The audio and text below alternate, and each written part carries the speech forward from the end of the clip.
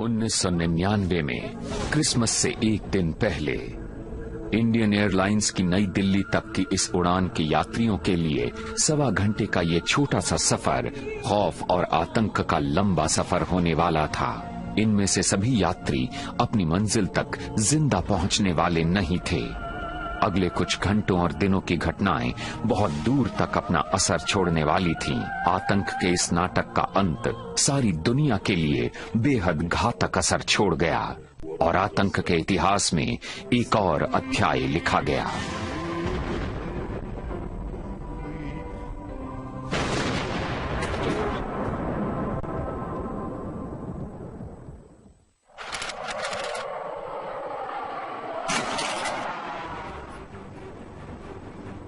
नेपाल में काठमांडू के त्रिभुवन अंतर्राष्ट्रीय हवाई अड्डे पर इंडियन एयरलाइंस की उड़ान IC-814 रवानगी की तैयारी में थी। 1 घंटा 20 मिनट में ये विमान भारत में नई दिल्ली पहुंचने वाला था। कॉकपिट में कैप्टन देवी शरण, को पायलट सिंह और फ्लाइट इंजीनियर जागिया उड़ान से पहले की जांच पड़ताल कर रहे थे। विमान के 178 यात्रियों में से ज्यादातर नेपाल में छुट्टियां बिताकर लौट रहे थे। क्रिसमस का मौका था, नई सदी बस हफ्ते भर दूर थी और सब मस्ती के मूड में थे।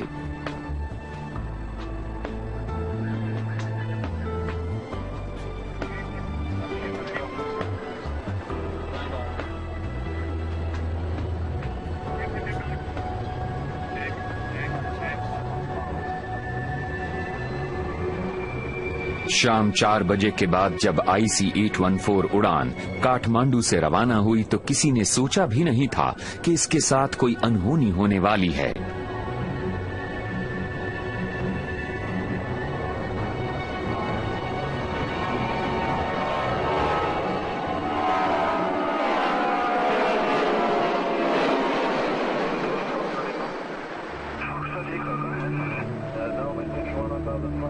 बहुत जल्द ये विमान भारतीय वायु सीमा में आ गया।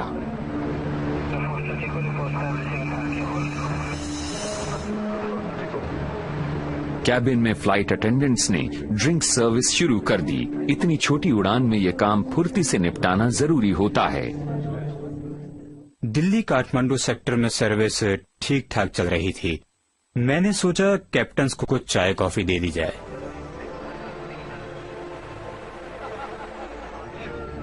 Chief steward Anil Sharma pilots को चाय देने के लिए कॉकपिट में पहुंचे, लेकिन जब वो बाहर निकले तो IC-814 में सवार सभी लोगों की जिंदगी हमेशा के लिए बदल चुकी थी। मैंने जैसे ही गैली की तरफ मुंह किया तो मास्क पहने हुए एक आदमी दिखाई दिया। वो नाटेकत का था और उसने चश्मा पहना था।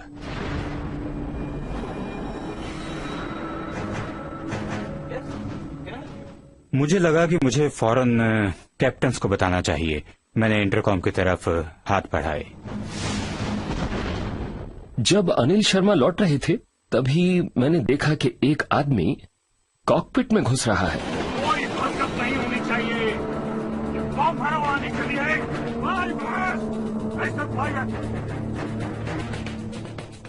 पल भर के लिए मैं सहम गया। मैं समझ गया था कि प्लेन हाईजैक हो गया है। उसने कहा कि कोई हरकत नहीं होनी चाहिए, प्लेन को बस पश्चिम की तरफ ले चलो। लेकिन वो अकेला नहीं था। हथियारों से पूरी तरह लैस 4 और अपहरणकर्ता थे जिन्होंने बड़ी बेरहमी से विमान पर कब्जा कर लिया। आवाज आ रही थी कि खाना जल्दी नीचे फेंको, सीटों के नीचे फेंको, जल्दी नीचे फेंक दो। वो बड़ी जोर से चिल्ला रहे थे, इसलिए हमने जल्दबाजी में हड़बड़ी में खाना फेंकना शुरू कर दिया। फिर हमसे सीटें बदलने को कहा गया। बच्चे मुझसे दूर हो गए। अब वो पीछे बैठे थे। हमारे बीच कोई संपर्क नहीं रहा। मैंने सोचा चलो देखते हैं कि वो क्या करते हैं। मैं कोई हरकत नहीं कर सकता था क्योंकि अकेले कुछ नहीं किया जा सकता था।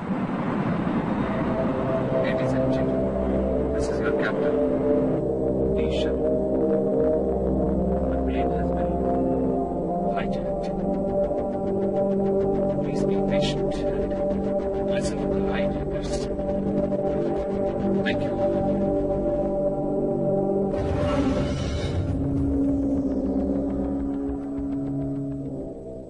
मुझे सबसे ज्यादा फिक्र अपनी बेटी की थी। वो मेरे पास नहीं थी, पता नहीं उसका क्या हुआ, वो बहुत दूर थी। मैंने अपनी आंखों की पट्टी हटाई और इस तरह हाथ उठाकर खड़ा हो गया, और फौरन ही वो आदमी मुझ पर लपका और रिवॉल्वर तान कर बोला, चुपचाप बैठ जाओ वरना गोली मार दूंगा। सुन लिया?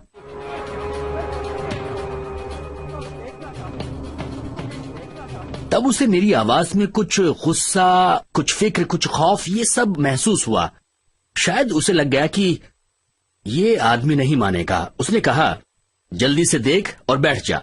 मैंने नजर घुमाई, उनकी तरफ देखा, वो दोनों वहां आराम से बैठे हुए थे। फिर मैं वापस अपनी सीट पर बैठ गया।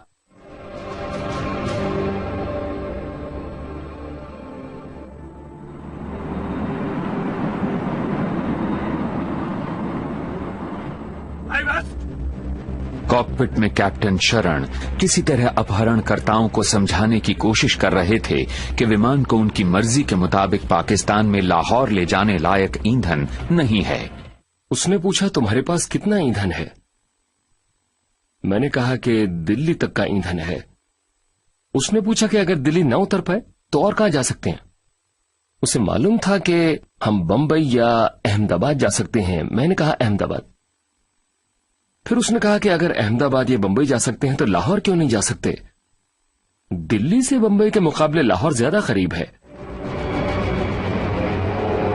भारतीय उपमहाद्वीप में रात हो गई थी। IC-814 अपनी मंजिल से अनजान अब भी पश्चिम की तरफ जा रहा था।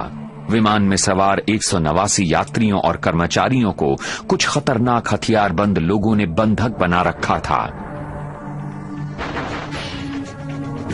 कॉकपिट में कैप्टन शरण खतरनाक खेल खेल रहे थे।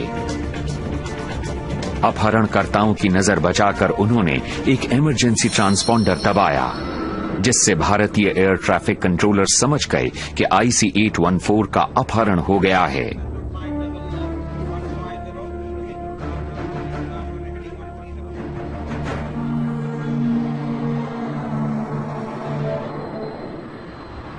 IC-814 में कैप्टन और अपहरणकर्ताओं के बीच कश्मकश चल रही थी। अपहरणकर्ता पाकिस्तान में लाहौर जाना चाहते थे, लेकिन कैप्टन किसी कीमत पर पाकिस्तान नहीं जाना चाहते थे। 6 महीने पहले ही कश्मीर में कारगिल में भारत और पाकिस्तान के बीच खूनी जंग में सैकड़ों लोग मारे गए थे। उसके घाव अभी तक ताजा थे। मैं लाहौर नहीं जाना चाहता था क्योंकि मैं अपना देश नहीं छोड़ना चाहता था। मैं भारत में किसी भी जगह पर उतरने को तैयार था ताकि सुरक्षा कर्मियों को मदद करने का मौका मिल सके। लाहौर ATC का रुख कैप्टन के काम आया। उन्होंने विमान उतारने से मना कर दिया। लाहौर ने अपनी वायु सीमा अपने विमानों के लिए भी बंद कर दी। इस बीच यात्री कैबिन में एक खतरनाक खेल शुरू हो गया था।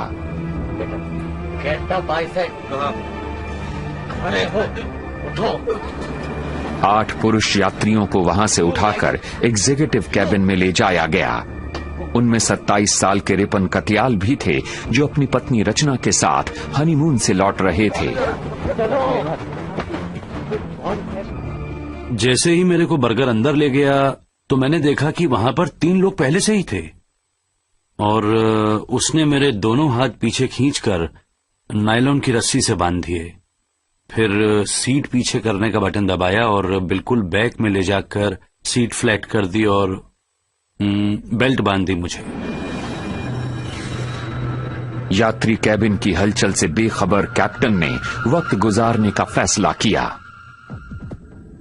मैंने अपनी रफ्तार करीब 40% कम कर दी, क्योंकि मैं दिल्ली या अमृतसर कहीं भी उतरने के लिए ज्यादा से ज्यादा समय लेना चाहता था ताकि वहां तैयारियां हो सकें। लेकिन IC-814 में ईंधन तेजी से खत्म हो रहा था। कैप्टन के सामने ज्यादा विकल्प नहीं थे, लेकिन अपहरणकर्ता अड़े हुए थे। वो विमान को भारत में उतारने को तैयार नहीं थे। फिर यह गतिरोध कैसे टूटा? आखिर कौन झुका?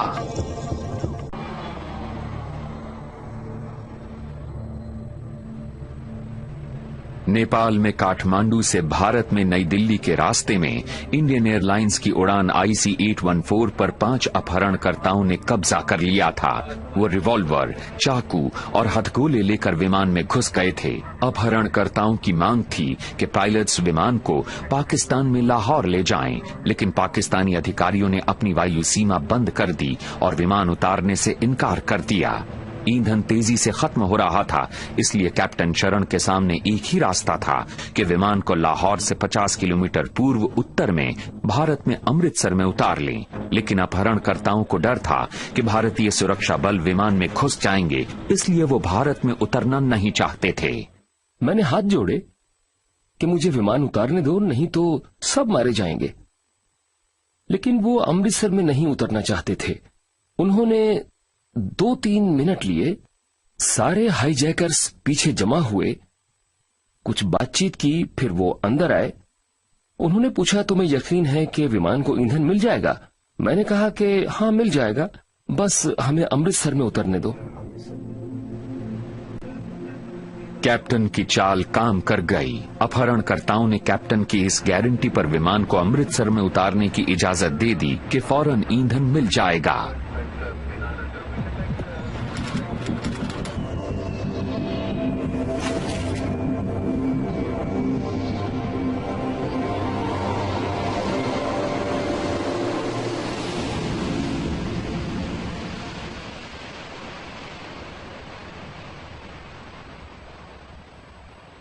अब मुझे लगा कि हम यहां से नहीं उड़ेंगे।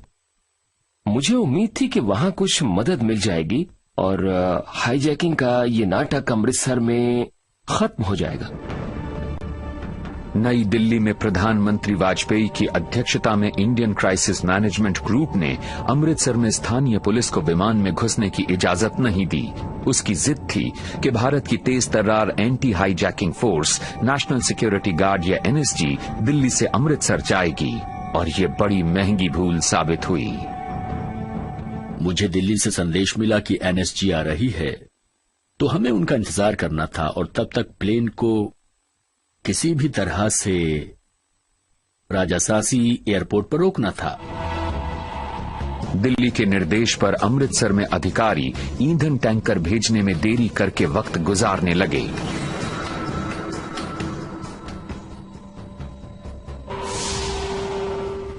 लेकिन इस देरी से अपहरणकर्ताओं की खीज और गुस्सा बढ़ने लगा।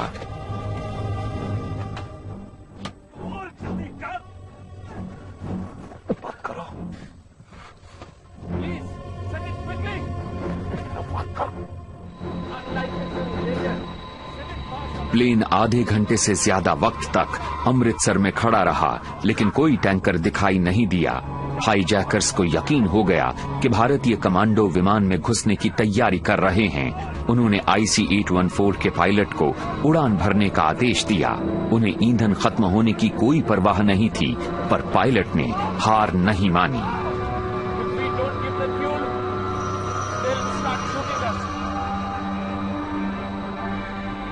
IC-814 पर पायलट्स और अपहरणकर्ताओं के बीच खींचतान खत्म होने वाली थी और उसके नतीजे खतरनाक होने वाले थे।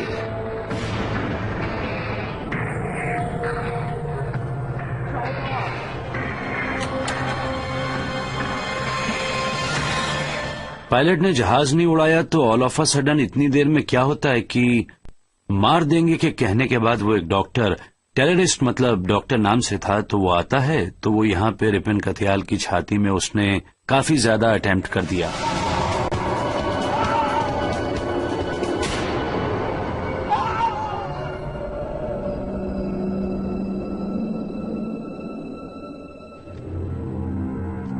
फ्लाइट इंजीनियर जागिया को हाईजैकर्स के इस दावे की पुष्टि करने के लिए भेजा गया कि वो पैसेंजर्स को मार रहे हैं। जागिया वहां की हालत देखकर सकते में आ गए।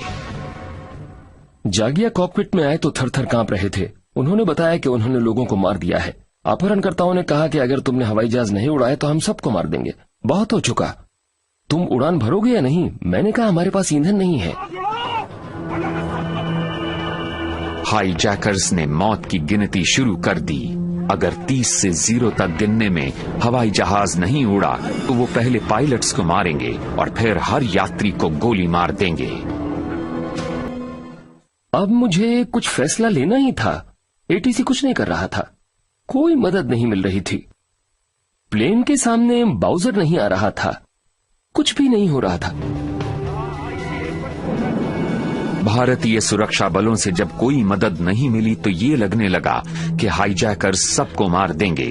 तो कैप्टन शरण ने सोच समझकर जोखिम उठाया और तेजी से पाकिस्तान में लाहौर की तरफ उड़ान भरी। We are all dying now. We are heading towards Lahore. Plane में जितना ईंधन था उससे लाहौर पहुंचने की उम्मीद बहुत कम थी, लेकिन कोई और रास्ता नहीं था। भारत ने प्लेन पर कब्जा करने और संकट को खत्म करने का इतना अच्छा मौका गंवा दिया था।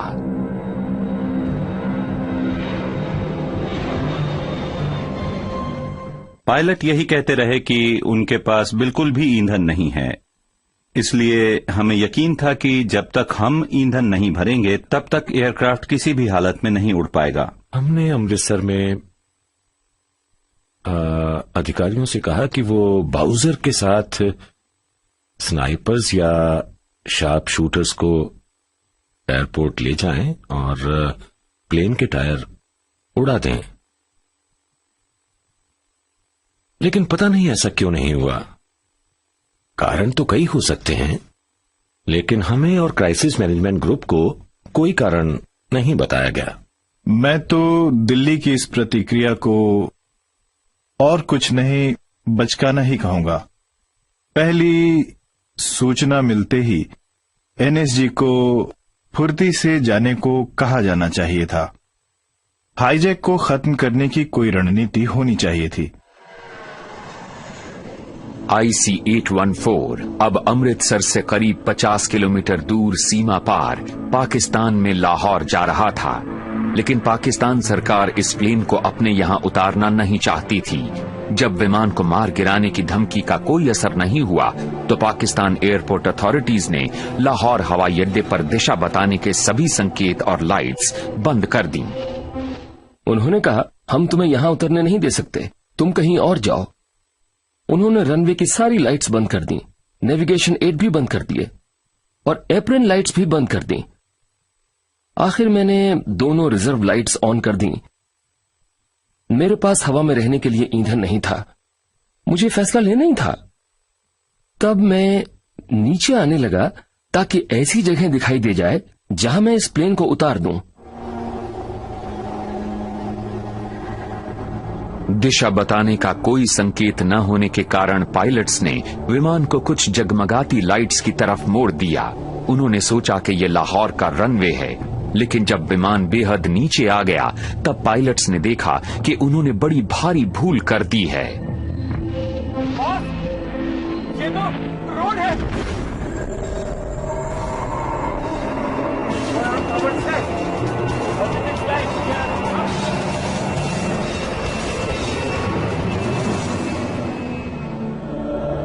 पाकिस्तान एयरपोर्ट अथॉरिटीज अब समझ गई थी कि पायलट्स के पास कोई रास्ता नहीं है। अगर IC-814 को उतरने की इजाजत न दी गई तो वो जमीन पर क्रैश कर जाएगा।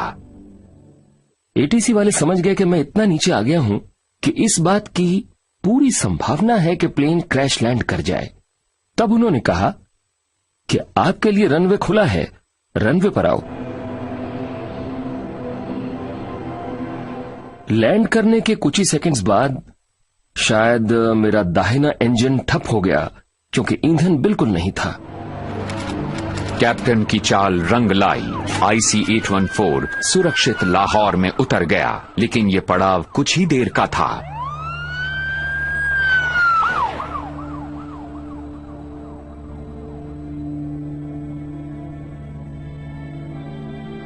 उधर पीछे कैबिन में खून से लथपथ घायल यात्री अंतिम सांसें ले रहे थे। उनकी जान बचाने के लिए फौरन चिकित्सा की जरूरत थी।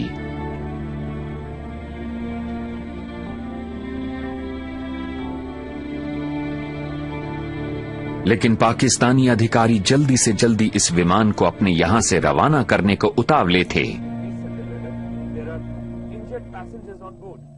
मैंने एटीसी से अनुरोध किया, मैं गिड़गिड़ाया कि सीढ़ी भेज दीजिए। मैं चाहता हूं कि घायल यात्री, कुछ बुजुर्ग, महिलाएं और बच्चों को यहां उतार दिया जाए, लेकिन वो नहीं माने। वो अपनी बात पर अड़े हुए थे। उन्होंने कहा कि तुम्हें ईंधन चाहिए और हम तुम्हें ईंधन देंगे, लेकिन तुम्हें यहां किसी को बिल्कुल उतारने नहीं देंगे। यहां लाहौर एयरपोर्ट पर कोई नहीं उतरेगा। पाकिस्तानी नहीं चाहते थे कि इस मामले में किसी भी तरह उनका हाथ दिखाई दे। विमान वहां उतारना पड़ा क्योंकि और कहीं उसे नहीं ले जा सकते थे। वो इसे अपने यहां से भगाने को उतावले थे। लाहौर में उतरने के बाद 3 घंटे से भी कुछ कम समय में विमान ने फिर से उड़ान भरी।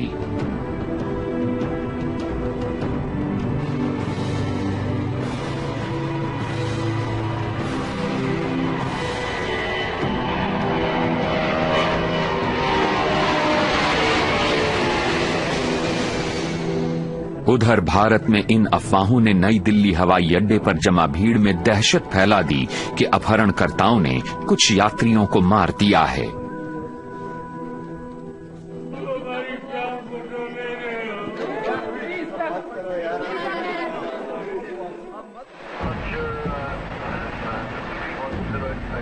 अपहरणकर्ताओं ने कैप्टन को निर्देश दिया कि विमान अफगानिस्तान में काबुल ले जाया जाए,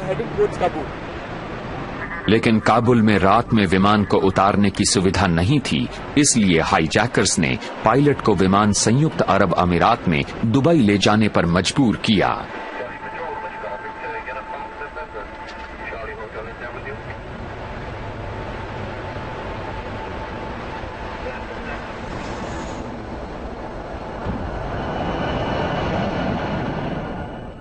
इसी बीच रिपन कतियाल के सीने पर हाईजैकर्स के चाकू के घाव से खून बहुत बह गया था और रात में किसी समय रिपन कतियाल की मृत्यु हो गई।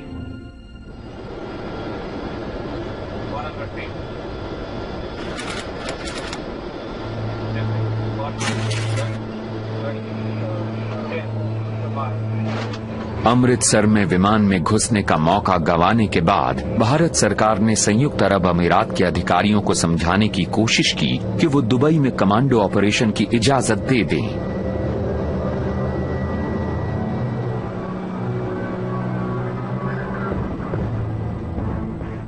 यूएई की सरकार और दुबई के स्थानीय अधिकारी कमांडो कार्रवाई की इजाजत देने को कतई तैयार नहीं थे। हम चाहते थे कि प्लेन को वहां इतनी देर तक वहां रोका जाए कि हम भारत से कमांडो भेज सकें।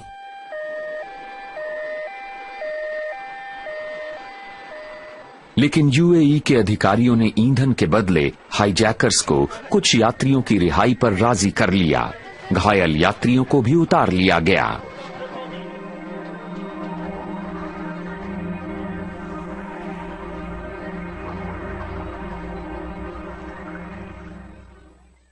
अल मिनात में उतरने के करीब 10 मिनट बाद बर्गर मेरे पास आया और बोला, खड़े हो जाओ। मैं खड़ा हो गया और जे क्लास तक गया। वहां मैंने एक नौजवान को देखा।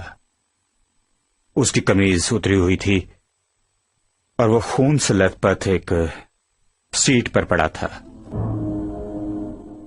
उस समय मेरा दिल जोर जोर से धड़क रहा था और सच कहूं तो मैं अपनी जान की खैर मना रहा था। रिपन कतियाल का शव विमान से उतार दिया गया, लेकिन विमान में बैठी उनकी पत्नी को मालूम नहीं था कि रिपन की मौत हो गई है। हमें ये आदेश मिला कि लाश को स्टेप लैडर के ऊपर रख दें, जो कि प्लेन के पहले दरवाजे के साथ थी।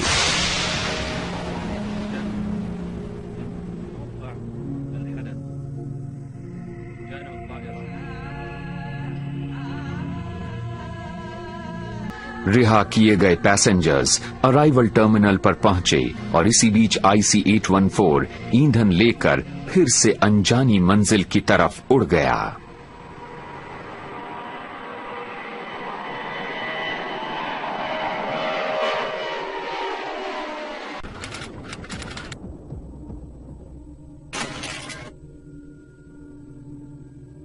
क्रिसमस का दिन था, लेकिन इंडियन एयरलाइंस की उड़ान IC-814 में बचे 162 यात्रियों और कर्मचारियों के लिए खुशी मनाने की कोई वजह नहीं थी।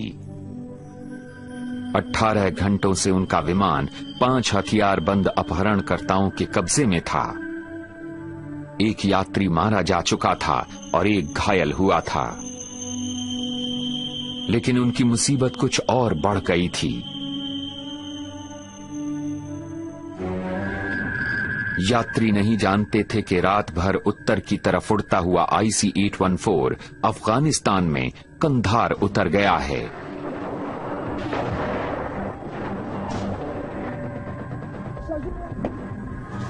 अफगानिस्तान में कट्टरपंथी इस्लामी गुट तालिबान का कब्जा था। ये खतरनाक आतंकवादी ओसामा बिन लादेन का भी गढ़ था।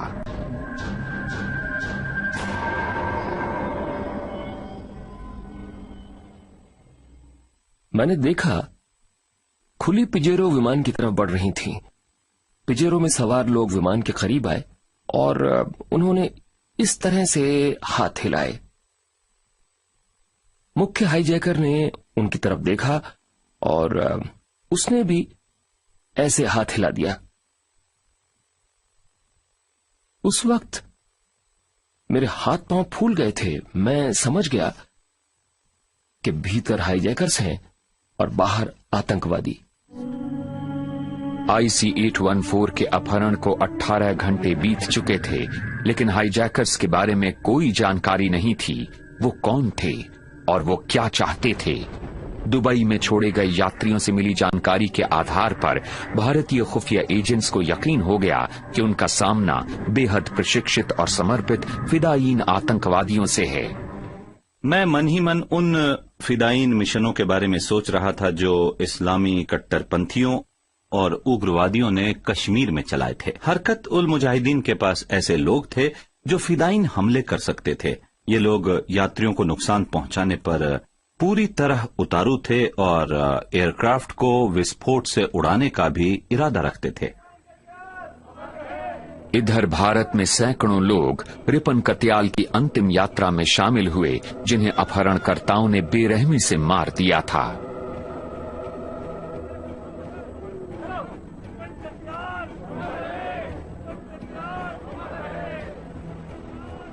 दुनिया भर में टेलीविजन पर इस अंत्येष्टि के दृश्य प्रसारित होते ही भारत सरकार पर इस संकट को सुलझाने के लिए दबाव बढ़ने लगा।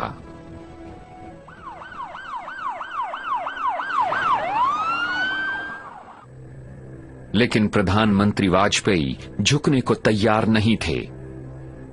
ये भी अभी तक नहीं बताया है, पर वो जो भी चाहते हैं उसे पाने का ये कोई तरीका नहीं है। ये गलत है। ऐसे वैश्याना कदमों के सामने भारत झुकेगा नहीं। भारत सरकार अफगानिस्तान में तालिबान शासन को मान्यता नहीं देती थी और उसका खुलकर विरोध करती थी, लेकिन इस संकट को सुलझाने के लिए उसके साथ बातचीत करना जरूरी था।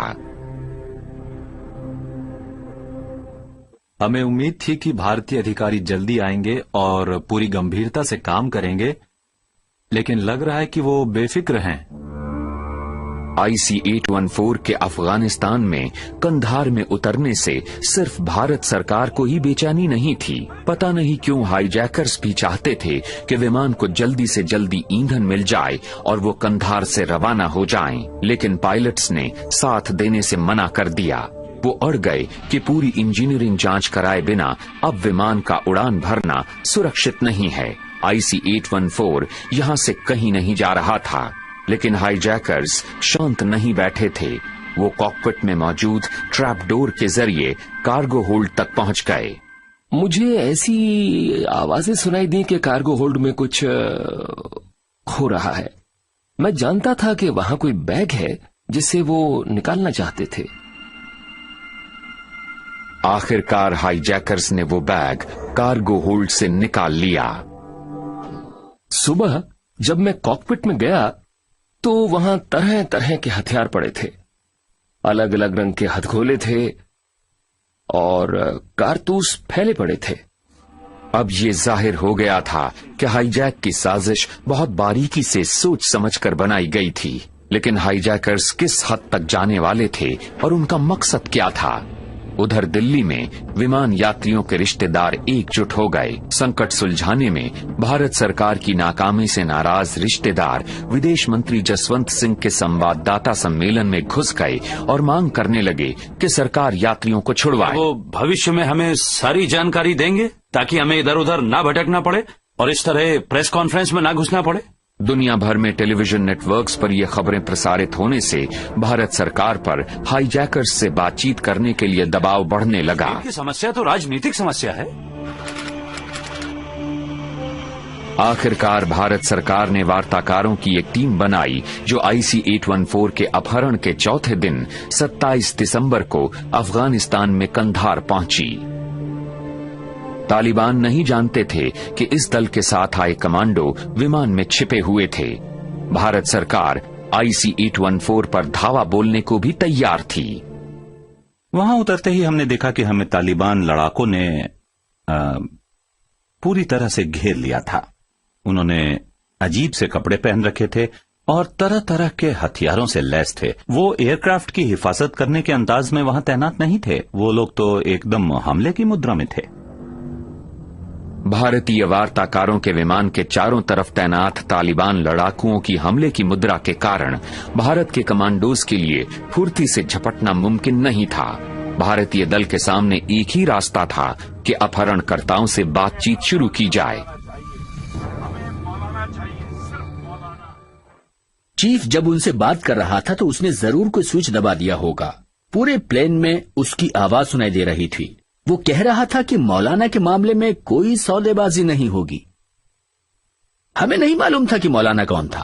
आखिरकार सच्चाई सामने आ गई। हाईजैकर्स का मकसद मौलाना मसूद अजहर को छुड़वाना था। मौलाना कश्मीर घाटी में हमले करने वाले उग्रवादी संगठन हरकतुल मुजाहिदीन का सेक्रेटरी जनरल था। वो किसी बड़ी फौज का कमांडर नहीं था। वो हजारों लोगों का भी कमांडर नहीं था। वो तो बस मुट्ठी भर लोगों का ही कमांडर था। लेकिन वो इन लोगों को जितनी वफादारी से वहशियाना कदम उठाने को उकसा सकता था उतना कोई और संगठन नहीं उकसा सकता था। 1994 में गिरफ्तार मौलाना मसूद अजहर को जम्मू कश्मीर में कोट भलवाल जेल में रखा गया था। इसी हिस्से को लेकर भारत और पाकिस्तान के बीच 3 लड़ाइयां हो चुकी हैं। मौलाना को छुड़वाने की कई कोशिशें हो चुकी थीं। 2 बार तो विदेशी पर्यटकों को अगवा करके मार डाला गया था। एक बार जेल तोड़ने की कोशिश हुई जिसमें मौलाना का एक साथी पुलिस के हाथों मारा गया और मौलाना एक तंग सुरंग में फंसा रह गया। लेकिन इस बार कुछ अलग हिसाब से कोशिश की गई थी। भारतीय खुफिया एजेंसियों को ये सनसनीखेज सच्चाई भी पता चली कि मुख्य अपहरणकर्ता मौलाना मसूद अजहर का छोटा भाई था।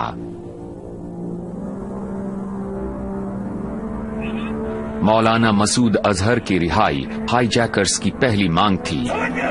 लेकिन 30 घंटे से भी ज्यादा माथापच्ची के बाद भारतीय दल हाईजैकर्स से सारी मांगें निकलवा पाया। मोहम्मद मसूद अजहर के साथ वो 35 और लोगों की रिहाई, आतंकवादी सज्जाद अफगानी का ताबूत और भारत से 20 करोड़ अमरीकी डॉलर की फिरौती चाहते हैं। हम कंधार में अपने वार्ताकारों के जरिए इसका जवाब भेज देंगे। इस बीच हमारे देश के भीतर और बाहर भी लोगों को इस बारे में सोचना चाहिए। इस बातचीत के बीच अचानक तालिबान के दखल ने सबको चौंका दिया। तालिबान ने अपहरणकर्ताओं से कहा कि पैसे और सज्जाद अफगानी की लाश की मांग वो छोड़ दें क्योंकि ये इस्लाम के खिलाफ है।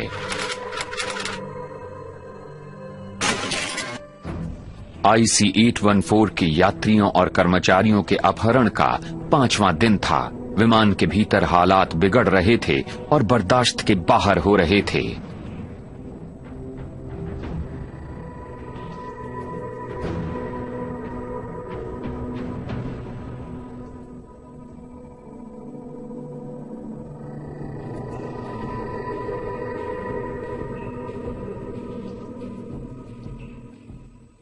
मेरे साथ मेरे ब्रदर इन लॉ थे और उन्होंने 8 दिनों तक कुछ भी नहीं खाया क्योंकि जितने टॉयलेट्स थे वो ओवरफ्लो कर रहे थे।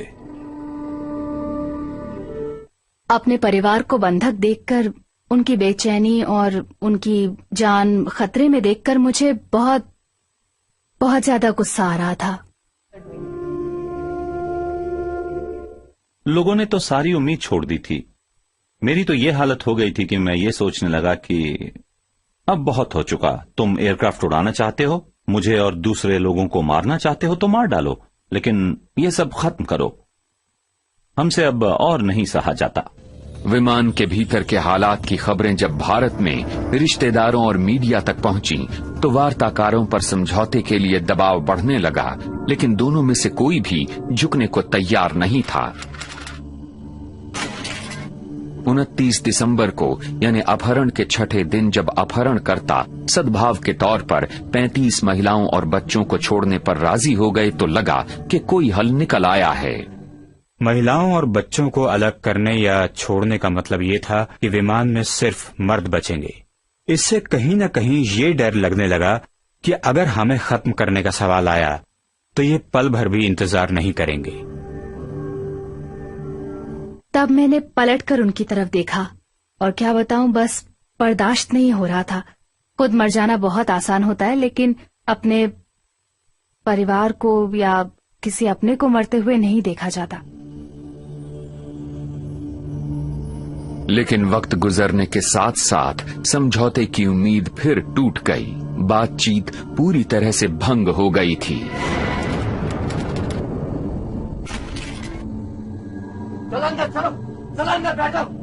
रिहाई का इंतजार कर रहे 35 चुने हुए यात्रियों को वापस विमान में धकेल दिया गया। काफी शोर मच रहा था। मैंने देखा कि बच्चों और महिलाओं को वापस इकोनॉमी क्लास में धकेला जा रहा था। तब मुझे लगा कि कुछ गड़बड़ हो गई है।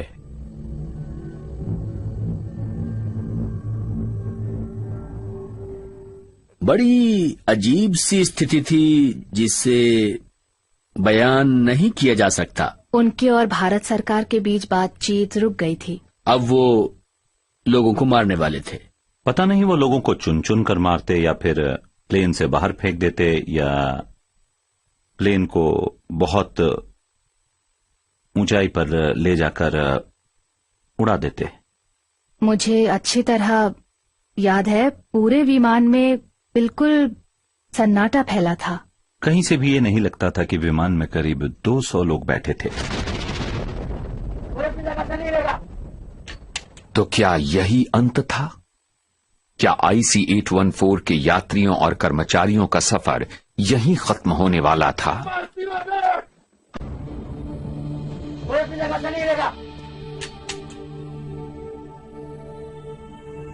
अफगानिस्तान में कंधार में हाईजैकर्स और भारत सरकार के वार्ताकारों के बीच बातचीत टूट गई थी।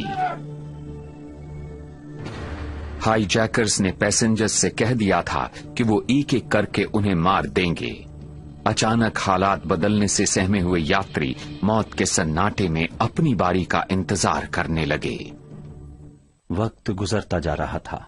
कोई हलचल नहीं थी। सब लोग बैठे हुए थे, बस इंतजार कर रहे थे कि कुछ होगा, लेकिन कुछ नहीं हुआ। वो वापस आया और बोला कि न जाने किसकी दुआएं काम आ गई हैं। लगता है कि बातचीत फिर से शुरू होने वाली है। फिर करीब 3-4 घंटे बाद हमें बताया गया कि हमारे लिए एक खुशखबरी है। भारत सरकार ने उनकी मांगे मान ली हैं और अब हम जल्दी ही आजाद कर दिए जाएंगे। यात्रियों को छोड़ दिया गया, लेकिन किस कीमत पर? तालिबान और अपहरणकर्ताओं के साथ बातचीत के बाद समझौता हुआ है कि 3 उग्रवादियों के बदले सभी बंधक छोड़ दिए जाएंगे। 3 उस समय छोड़े जाने वाले 3 आतंकवादी थे मौलाना मसूद अजहर, जिस पर हरकतुल मुजाहिदीन का सदस्य होने का आरोप था, उमर शेख, लंदन स्कूल ऑफ इकोनॉमिक्स में पढ़ा ब्रिटिश नागरिक जो मौलाना मसूद अजहर का कट्टर चेला था और जिसे कश्मीर में विदेशी नागरिकों के अपहरण के आरोप में गिरफ्तार किया गया था। तीसरा कैदी मुश्ताक अहमद जरगर अल उमर मुजाहिदीन उग्रवादी गुट का मुख्य कमांडर था, जिसे कश्मीर में आतंकवादी हमलों के लिए पकड़ा गया था। मेरे ख्याल से वो समझौता भारत के लिए सबसे बुरा था, वाकई में सबसे बुरा था, और मेरी राय में उसकी कोई जरूरत नहीं थी। ये समझौता इसलिए करना पड़ा क्योंकि एकदम बेसिर पैर की समय सीमा तय कर दी गई थी। प्रधानमंत्री ने बयान दिया था कि हम नहीं चाहते कि यात्री बंधक बनकर नया साल मनाएं। मान लो हम कहते हैं कि ठीक है, हम आपकी बात नहीं मानेंगे, तो लोग हमें ऐसा करने नहीं देते। हमें बातचीत पर मजबूर किया जाता, और जब बातचीत होती है तो फिर तो ऐसा ही होता है। भारत के अलग अलग हिस्सों में जेलों से 3 आतंकवादियों को छुड़ाकर दिल्ली लाया गया, जहां से उन्हें विमान से कंधार ले जाया गया। कुछ ही घंटों बाद रिहा किए गए आतंकवादी और अपहरणकर्ता तालिबान लड़ाकुओं के संरक्षण में आजादी से कंधार से रवाना हो गए। IC-814 में यात्री और कर्मचारी अपनी रिहाई से खुश थे। एक यात्री ने रिहाई के कुछ ही समय बाद विमान में खुशी के पल इन दुर्लभ तस्वीरों में कैद कर लिए थे। उन्होंने जैसे ही कहा कि तुम आजाद हो तो हमें बहुत अच्छा लगा। सब एक दूसरे से हाथ मिलाने लगे, एक दूसरे के गले लगने लगे।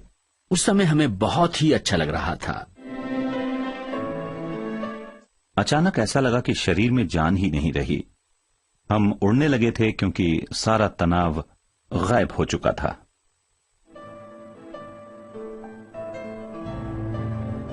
नए साल से एक दिन पहले और IC-814 के अपहरण के 8 दिन बाद एक को छोड़कर सभी यात्री और कर्मचारी सुरक्षित भारत पहुंच गए। उनका सफर पूरा हो गया था। दिल्ली एयरपोर्ट पर हजारों लोगों ने उनका शानदार स्वागत किया। ये जश्न रात भर और नई सदी की सुबह तक चलता रहा, लेकिन एक सवाल सभी को सता रहा था। भारत सरकार ने IC-814 के यात्रियों और कर्मचारियों की जान के बदले 3 खतरनाक आतंकवादियों को छोड़कर कहीं कोई गलती तो नहीं की? इस सवाल का कोई सही जवाब नहीं है, लेकिन आज हम जो कुछ जानते हैं, अगर उस समय फैसला लेने वालों को वो जानकारी होती तो क्या IC-814 की कहानी का अंत कुछ अलग होता? मौलाना मसूद अजहर पाकिस्तान लौट गया। रिहाई के बाद उसने बहुत जल्द उग्रवादी संगठन जैश ए मोहम्मद बना लिया। जैश पर 13 दिसंबर सन 2001 को भारतीय संसद पर हुए हमले के साथ साथ कई हमलों में शामिल होने का आरोप है। संसद पर हुए हमले में 7 मासूम मारे गए और 18 घायल हुए। जम्मू कश्मीर विधानसभा पर हमले में भी जैश का हाथ था।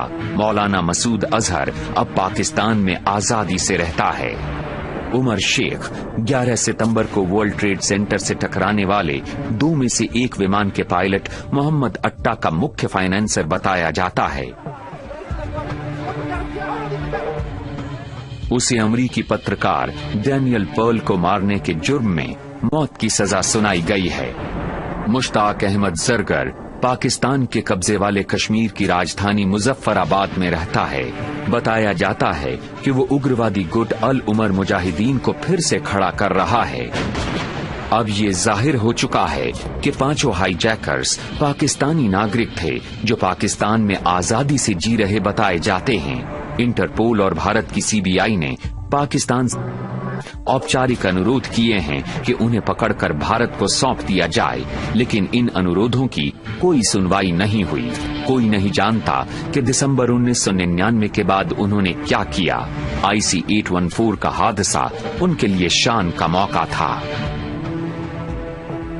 इस सवाल का पक्का जवाब तो अभी तक नहीं मिला कि हाईजैकर्स रिवॉल्वर और हथगोले विमान में कैसे ले गए, लेकिन IC-814 के अपहरण के बाद नेपाल सरकार ने काठमांडू के त्रिभुवन अंतर्राष्ट्रीय हवाई अड्डे पर सुरक्षा इंतजाम काफी सख्त कर दिए। इंडियन एयरलाइंस ने नेपाल के लिए अपनी उड़ानें स्थगित कर दी, लेकिन 6 महीने बाद उन्हें फिर से शुरू कर दिया। इंडियन एयरलाइंस के कर्मचारी विमान में सवार होने से पहले सभी यात्रियों की दोबारा जांच करते हैं और भारत सरकार ने कुछ उड़ानों में स्काई मार्शल तैनात करने का भी फैसला किया।